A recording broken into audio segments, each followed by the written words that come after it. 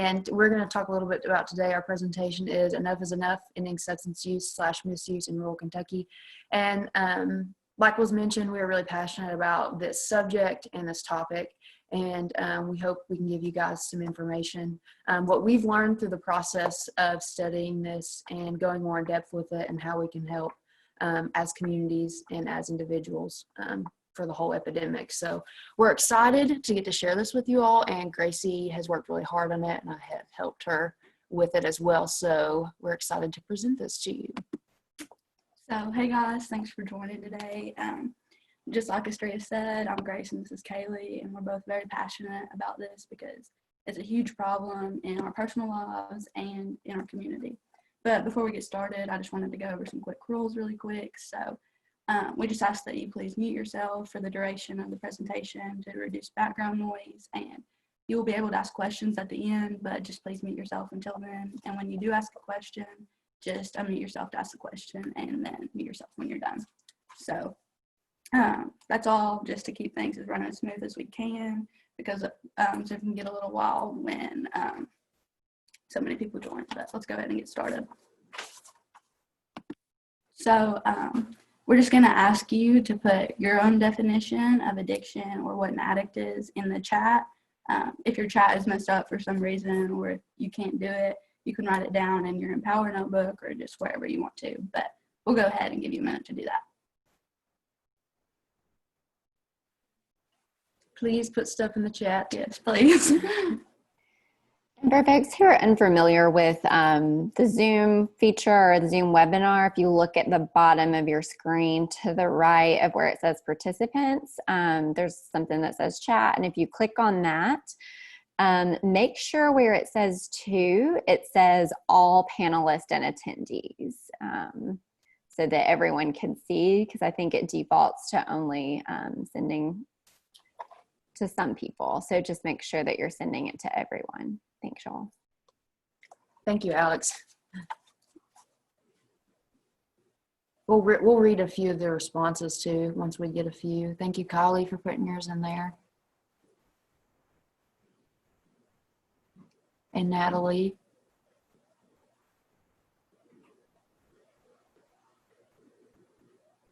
And Celia. I hope I'm pronouncing that right. Okay.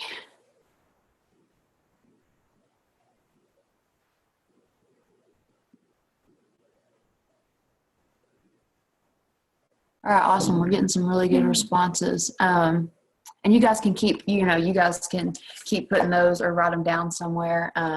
But a few, I'm just going to read some of the first ones we got. So Kylie says, addiction is not being able to function without something. Celia says, being reliant on substances. Destin says, relying on a substance that's harmful. Logan says, addiction would have to be the dependency of someone on a substance where they feel that they cannot break away from its use or they will suffer somehow. So, and we have a lot of other great responses. So I encourage you all to look through the chat and check out what people are, how they would define it in their own terms. But the dictionary defines addiction as a chronic brain disease that causes a person to compulsively seek out drugs despite the harm they cause. We're going to go beyond the dictionary to define addiction and show better ways to prevent it. So I don't know if anybody on this call has been personally affected by a substance user, but if you have, you probably thought something along the lines of, how could they keep doing this knowing that it's hurting their family and their friends and their community and all of that? How could they do that guilt-free? Well, the science behind it can really go in and help explain this question. So I don't know if any of you have took AP Bio, but if you have, your teacher probably made you play a game called Mouse Party, and it shows the way that drugs affect brain communication. So we're going to go ahead and show you a quick clip of that.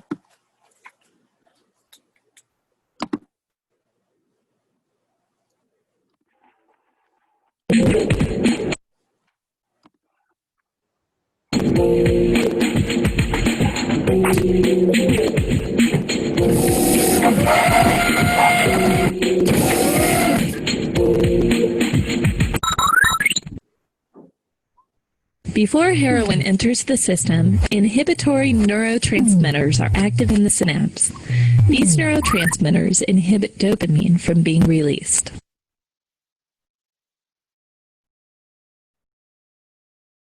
When the body's natural opiates activate opiate receptors, the release of inhibitory neurotransmitters is shut down. Without inhibition, dopamine can be released.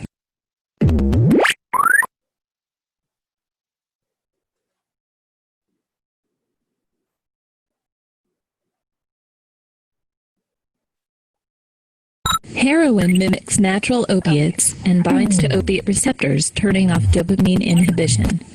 Dopamine is allowed to flood the synapse, producing immediate feelings of sedation and well-being.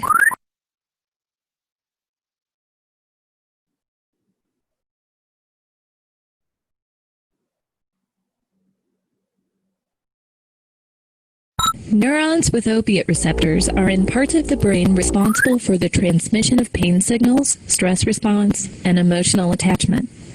Our body's opiates are natural painkillers, effective when we have sustained massive injury. This is why morphine, a drug related to heroin, is used as a painkiller.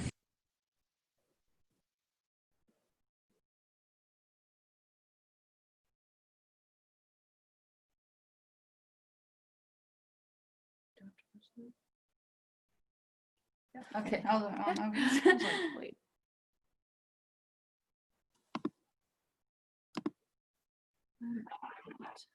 Okay. So in the video we just played, you learned about the way the reward circuit works naturally and when it's inhibited by drugs. So normally the reward circuit responds to healthy, pleasurable activities such as eating by releasing the neurotransmitter dopamine, which teaches other parts of the brain to repeat those activities. Whenever this reward circuit is kick-started, the brain notes that something important is happening and that it needs to be remembered. And it teaches us to do it again and again. Because drugs of abuse hijack the same circuit, people learn to use drugs in the same way. After this, neurons may begin to reduce the number of dopamine receptors or just simply make less dopamine. This causes a person to be unable to enjoy things that once brought pleasure, and that's why you would see people feeling lifeless and depressed. Dopamine encourages the brain to repeat the pleasurable activity of drug taking. Now the person just needs drugs to feel normal, an effect known as tolerance.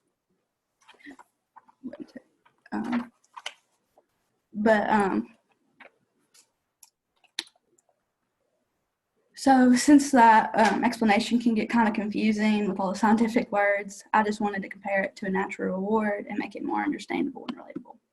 So we're going to talk about sex. Before we start, sex is a natural and good thing in the right context, and this is not meant to shame anybody. I just thought it was the most relatable and the most relatable way to help you understand the circuit. So let's go ahead and start comparing. So if we start with sex, most of us our whole lives are told, you know, wait till you get married to have sex. You're going to have this consequence. You're going to get pregnant, you get STDs, you have this, this, and this. But, you know, people do it anyways. It happens. And then the brain remembers in the reward circuit the pleasure from it, and it craves it. Hormones just take over. And in that moment, people aren't thinking about, oh, I'm going to disappoint my parents, or, oh, I could get pregnant, or all those consequences that could go on. You know, you're not just thinking about that. Your brain doesn't let you. Your brain is saying, you need this right now. And if we go over to drugs, it's kind of the same thing. You know, your whole life, you're told, don't do drugs. You're going to ruin your life. You're going to have this, this, and this consequence. But people do it anyways. And then the brain remembers the reward circuit, and the reward circuit, the pleasure from it, and it craves it. Just like with sex, when people are using drugs, their brain doesn't let them think about the consequences when they're craving it. The brain is just saying, you need this to survive right now. And that's what their brain is focused on. They will feel the guilt and the shame after, but in the moment, their brain is not thinking about that. They're not doing it because they're not thinking about their family. It's not because they don't want to care about their family. It's that their brain is literally saying, you need this right now, and hormones just take over. But the difference is the reward in the brain is even more amplified with drugs than any other thing. And we can see that in the graph on the next slide. So This graph is the natural rewards and the dopamine levels with it. On the left, you can see food tops about 150, and then it shoots right back down, and then sex tops about 200, and then it shoots right back down. But on the next slide, this is the dopamine levels in different drugs. On the top left, you can see amphetamine tops about 1100, and below it, you can see nicotine tops about 250. You see that they both shoot right back down, but if you go to the right and look at cocaine and morphine, cocaine tops about 350 and morphine is about 200, but you can see that the slope goes on longer, and this means that it has a prolonged high. So looking at this, you can see, like, if you think about how much your body just naturally craves food and sex because of those different levels, and you look at how amplified it is with these drugs, you can see that it is a true disease that these people are facing, and that their brain is telling them that their body needs it to survive. But I just wanted to say that the difference is it is never a right time to use drugs unless it's a prescription in the right context. Sex is a natural reward that is a good thing in the right context, and I'm in no way saying that these are the same. I was just using this as a relatable tool to show how they both affect the same circuit. But the sad thing is that when you're affected by this personally or in your community, it can really be hard to go and look at how these people are truly facing a disease, because your emotions get the best of you, and that's understandable. But when many people think of addicts, many just go straight to anger and straight to assuming they're just awful and immoral people. However, we need to realize that thinking this way will never solve the problem. We need to remember that there's a real person underneath the addiction in order to help them and the community. We also have to look at their past and what led them to begin using in order to determine ways to prevent it. And that's what Kaylee's about to go into. All right. So why do people begin to start using drugs? So, although we know, because Gracie explained it really well, how it affects the brain when someone becomes addicted or develops substance use disorder, we can't predict how many times a person must use a drug before they become addicted. And there are many ways, many reasons why someone may begin to use drugs, and understanding them helps us understand and empathize with them as an individual, and also determine ways that we can prevent them from going down that path in the first place. And so, some reasons we have listed below are home and family, peers in school, early use, method of use, and the one we're really going to focus on today, which I'm getting ready to go into, is trauma, and how trauma can really affect people as they may make these decisions to use drugs. So we're going to talk about ACE scores. And I don't know if you all may have heard of this before, but ACE scores has to do with a study, and it is done by Kaiser and partnered with the CDC, and it's the Adverse Childhood Experiences Study. It was originally done in 1995 through 1997, and it was done with 18,000 middle-class enrollees. Average age was 57, where 49.5% were women and 50.5% were men.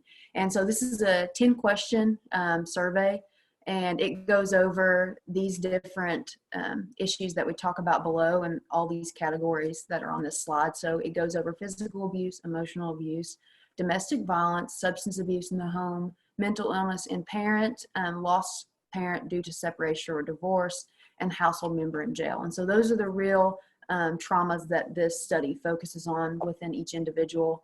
And as you experience these different traumas, you go up in your ACE score. So as you can see to the right of the screen, you can see how as ACE scores go up, what within this study, how much women and men were affected and how much they were totally affected as the scores went up.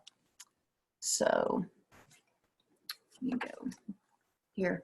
And when a person fears his or her safety, experiences intense pain, or witnesses a tragic or violent act, that person can be described as experiencing a trauma. And that's what we're talking about here. So, ACE experiences are common. And you all maybe, I remember when I first saw this study, I was trying to figure out in my head what my ACE score was. So you guys maybe, trying to think of that as well. And this is something you can look up later and determine what your score is. But they are common, so don't think if you have a score that means that you're in the majority. But almost 2/3 that had been studied had at least one. 64% had experienced one or more.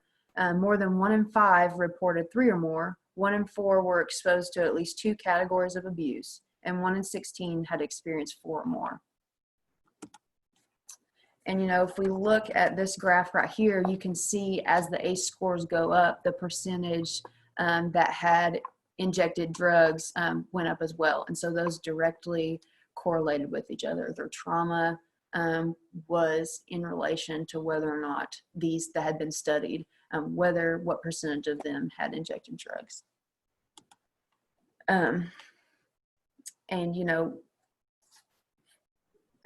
The bottom line is that some individuals who are drug users today have experienced trauma in the past and are typically self-medicating to try to deal with the effects of trauma. They aren't seeking to be addicts when they first use, they're seeking to numb the pain. And I also want to point out that a study wasn't just a study that predicted whether someone might develop substance use disorder or not, or an addiction. It also studied, as you can see to the right of your screen, whether that was a precursor to health risk behaviors, mental illness, social malfunction, disease, disability, death, and healthcare costs, amongst other things. And of those that were studied within the graph, that had 4 or more ACEs, those in the study that had 4 or more ACEs, 54% of those had depression, 58% had attempted suicide, 39% had smoked in their life, 26% currently smoked, 65% were involved in alcoholism, 50% were involved in drug abuse, and 78% were involved in IV drug abuse. And so we are just using this study and these statistics to show you that that sometimes we tend to look at just the person who's using substances, and we don't think about how they may have had a broken life in the past and experienced trauma that led them there. And we believe, if you can see the numbers, you can see what these people went through in the past that may have caused them to get to where they are, that, we can be more empathetic and try to help them. Because they're just broken people like the rest of us that have broken pasts, that are trying to find some way to medicate that. And we want to show them, though, that that's not the only way that's not the way to go about it, to get the help that they desperately need. And so, we wanted to talk a little bit also about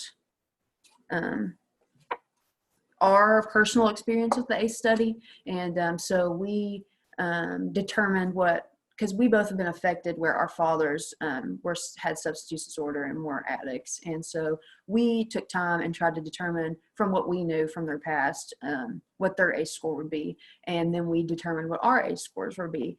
And, we wanted to make it a point to say, when we look at ACE scores, it's important to know and that we have 2 perspectives on this. Both of our fathers had high ACE scores of 4 or more. And we did too. We had ACE scores of 4 or more, but the difference is that they self-medicated their trauma and their brokenness and things like that. And we reached out for help to try to find the healthy ways to cope with those issues. And and ACE scores can be good predictors, but keep in mind that doesn't, just because you have a high ACE score does not mean that that's going to be your future, what those statistics we talked about before. Because, whoever, your parents or whatever the score says, or whatever, you get to determine what your future is. And if you've experienced any trauma and you're going through any hard time, we just encourage you all to seek healthy ways to cope with that and to reach out for help to someone you trust, because that can make all the difference.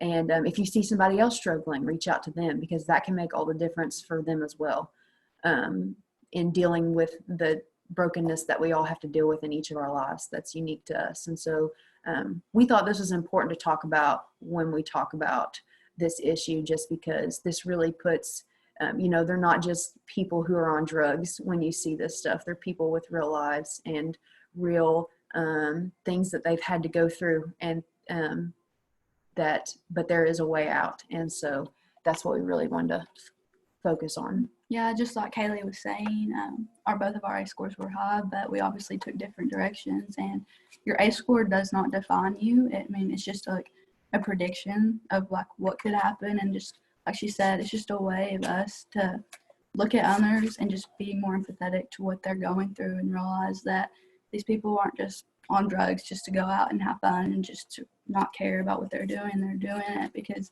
they're coping with pain that we don't know about, and we just need to learn how to be less judgmental and more empathetic, and that's something you'll never regret. Yeah, and so we also, so now that we've, talked about how they may have gotten there, and the brain chemistry, and maybe some of the things behind where they are or why they are where they are today, we wanted to talk a little bit about prevention, intervention, because I think sometimes these terms can be used interchangeably, but they're different spectrums of this epidemic, both very crucial parts of it, but they're different. And so we wanted to illustrate ways that these are different. And so, with prevention, that's what we mainly focus on, and I mainly focus on within my job. And prevention, is the only 100% method. Abstinence from substances is the only 100% effective way to prevent a substance use disorder. And so, which is, seems like, yeah, duh. But, it's just important that we keep that in mind, that prevention is how, we can prevent, obviously, people from going down that path. And so some examples of resources that are in, across our state is, we have Too Good for Drugs curriculum in our schools, K through 8th grade, K through high school now. Active student-led groups in the high schools. A lot of you are probably part of those schools that promote prevention efforts with alcohol, tobacco, other drugs, or mental health. Kentucky Moms Maternal Assistance Toward Recovery, the Kentucky Moms Matter program, which is just a program that they intervene with moms who are pregnant, and they try to prevent them and giving them information on how different things can affect their baby. And so those are just some examples of prevention that are going on across our state, amongst many other examples, but those are just some we wanted to highlight. And just to say, we need to be proactive within this, and not as much reactive to the problem, but try to help them before they go down that path. So intervention is an important part as well. It's effective, but also based on what we know now within, what Gracie talked about, it can be a huge struggle because of how it affects the brain. But it is effective, and there are people who recover every day and are living in active recovery from substance use disorder and are really giving back into our communities. And it's a really awesome thing to witness, to see somebody overcome something like that and to give back and help other people. And so, but some examples of that are rehabilitation centers, detox programs, peer support services, Celebrate Recoveries, NAA meetings, amongst other things. But we just kind of wanted to highlight the differences between prevention and intervention within this epidemic, and maybe give you guys some ideas of, how you can help. So. Yeah, when I was first starting to get really passionate and wanted to help, that was something that was confused me. I thought I was wanting to do prevention, but I was actually in the mind of doing intervention stuff. And now I've realized things that I can do to help at my age. And like she was talking about, intervention can just be a huge struggle. My stepdad, he's recovered, but he says that, he has to wake up every day, and it's like his mission to, not restart. I can't think of the word right now. I'm kind of blanking,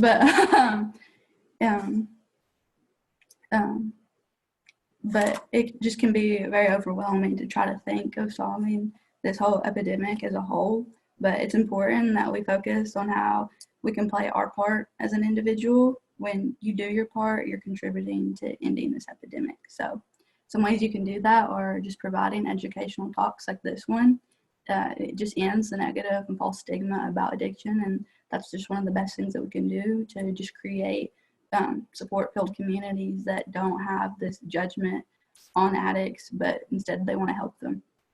I was actually going to do one about middle school this year before Corona hit, but maybe I'll get to do it next year, and you all should too. But another thing is our generation has a huge power with social media that we don't even realize. You have a chance to put positive light out into this world. And I feel like with that power, that's what you should do. And if this is something you're passionate about, use that and use it to end the negative and false stigma about addiction. You can also create support groups in your community to show people that they don't need to resort to drug use, that there are people out there that are willing to help them and support them through their time of need, and that, like we said, like they don't have to self-medicate, that there are just other ways to go around it. You can also focus on your life and social skills, involve in interactions with others, emphasize and make a social commitment to not using drugs, be active in your community, and equip and encourage youth to promote prevention. All these things are great ways to lead, and there are so many more, and I'm just hoping that you're inspired to do that. Yeah, and I just want to, kind of, it can be this simple as the study that I'm going to tell you all about. But research shows that the availability of one caring and responsive individual greatly reduces this risk that we talked about with ACE scores and things like that. And there was actually a school a few years back. I'm not exactly sure how many years, but it was a few years back, and it was in the western part of the state. An elementary school did this study where they assigned each faculty member so many students within their school. And so basically their job was to, throughout the year, once a week, once every couple of weeks, make contact with these kids that they were assigned to make contact with, check in on them if they missed school, tell them you missed them, see why they missed school, just keep in contact with them throughout this whole school year. And by the end of it, it showed that it decreased behavioral problems, it increased attendance amongst the students, and it increased connectedness as a whole throughout the school, just because, someone was acknowledging them, regularly. And so that's just something simple that we can all do, myself included, when I see people, is just to, spread some kindness and, be a listening ear when they need me to listen, and give advice when they need me to give advice. And so that's just something that we can all do to maybe help out. Yeah, like Kaylee was saying, one of the number one ways to lead in prevention is just to exhibit kindness to others and just reach out. I made a little video to kind of help explain that, so we can go ahead and play that.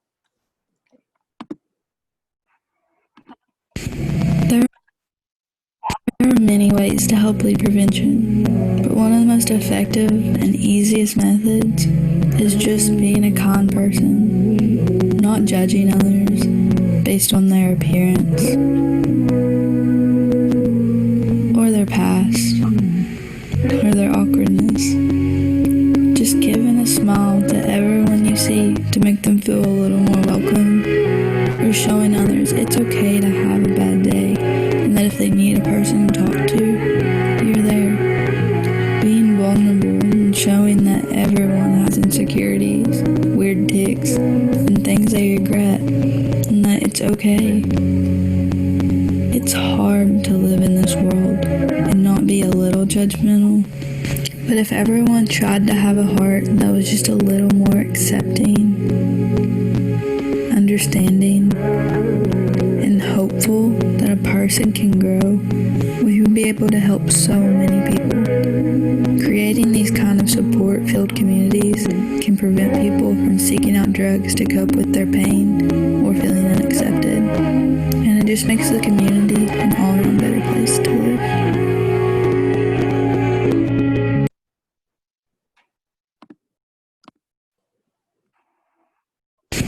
There are many. So now I'm going to ask you the same question that I asked you in the beginning. I want you to define what addiction is, or what an addict is, and what are they to you in your community.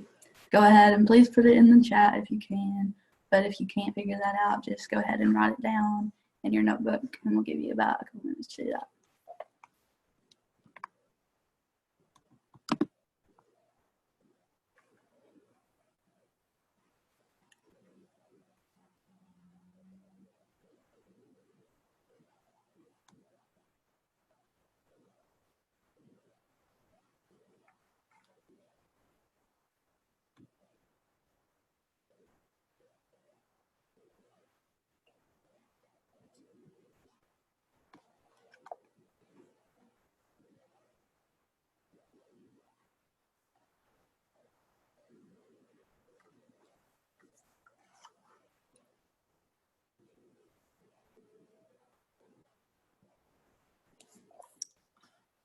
right. We'll let you all kind of self-reflect on that. Right. So, what are they to your community? Are they hopeless bums? Those weird people to laugh at when you see them walking around town? Dangerous liars we can't trust to hire or accept?